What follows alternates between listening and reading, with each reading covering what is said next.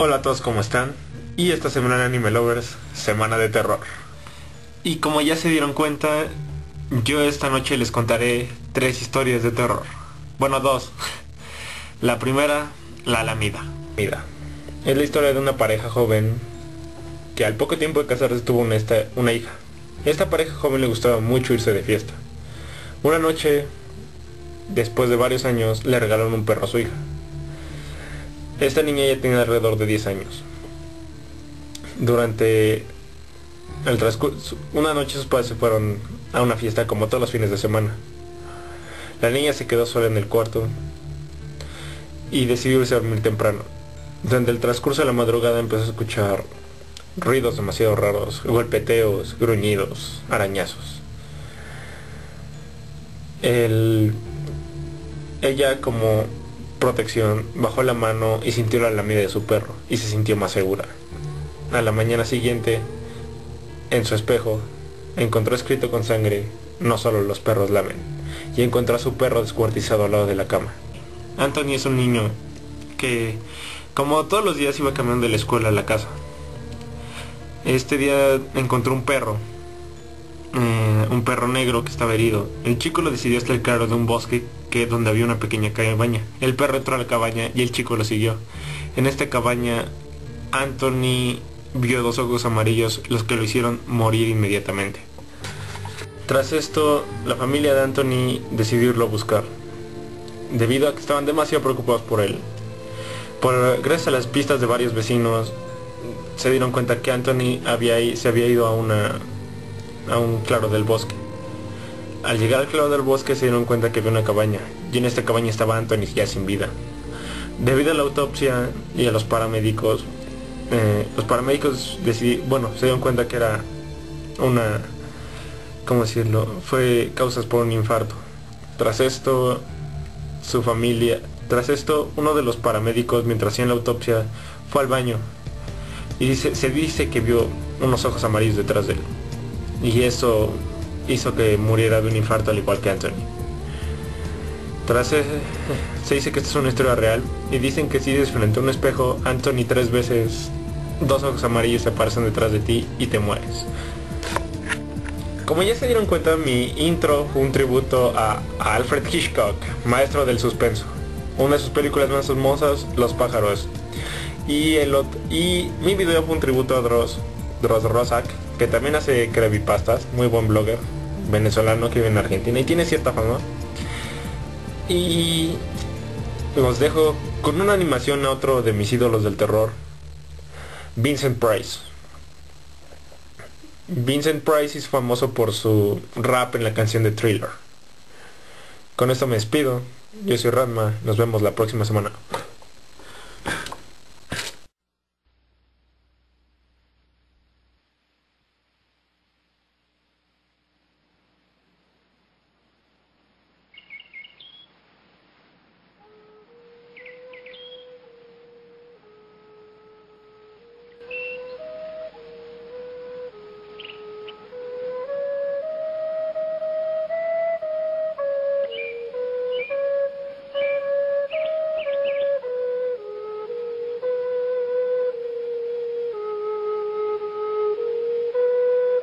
Vincent Malloy is 7 years old. He's always polite and does what he's told. For a boy his age, he's considerate and nice. But he wants to be just like Vincent Price.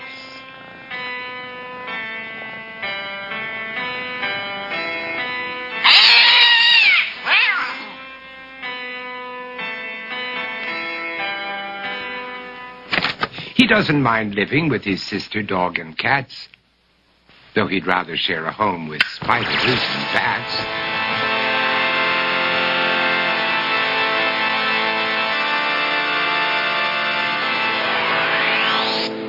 There he could reflect on the horrors he's invented and wander dark hallways alone and tormented.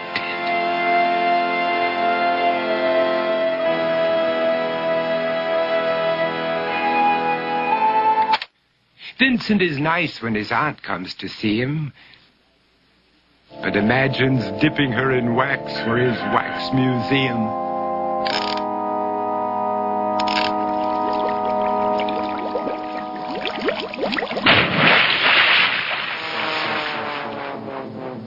He likes to experiment on his dog, Abercrombie, in the hopes of creating a horrible zombie. So he and his horrible zombie dog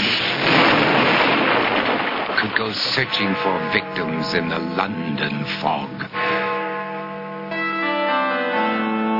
His thoughts, though, aren't only of ghoulish crime. He likes to paint and read to pass some of the time. While other kids read books like Go, Jane, Go, Vincent's favorite author is Edgar Allan Poe. One night, while reading a gruesome tale, he read a passage that made him turn pale. Such horrible news he could not survive, for his beautiful wife had been buried alive. He dug out her grave to make sure she was dead, unaware that her grave was his mother's flower bed. His mother sent Vincent off to his room. He knew he'd been banished to the Tower of Doom, where he was sentenced to spend the rest of his life alone with the portrait of his beautiful wife. While alone and insane, encased in his tomb, Vincent's mother burst suddenly into the room. She said, "If you want to, you can go out and play. It's sunny outside and a beautiful day."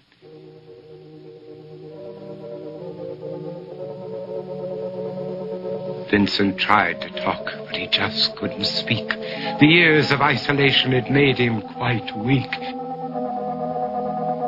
So he took out some paper and scrawled with a pen, "I am possessed by this house and can never leave it again." His mother said, "You're not possessed and you're not almost dead. These games that you play are all in your head. You're not Vincent Price, you're Vincent Malloy. You're not tormented or insane, you're just a young boy. You're 7 years old and you are my son. I want you to get outside and have some real fun."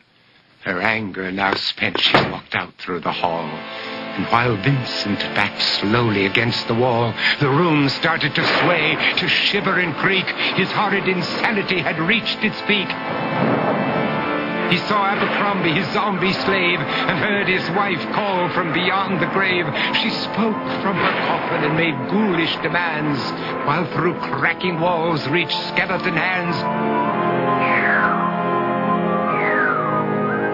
Every horror in his life that had crept through his dreams swept his mad laughter to terrified screams. To escape the madness, he reached for the door, but fell limp and lifeless down on the floor. His voice was soft and very slow as he quoted The Raven from Edgar Allan Poe. "And my soul from out that shadow that lies floating on the floor shall be lifted nevermore."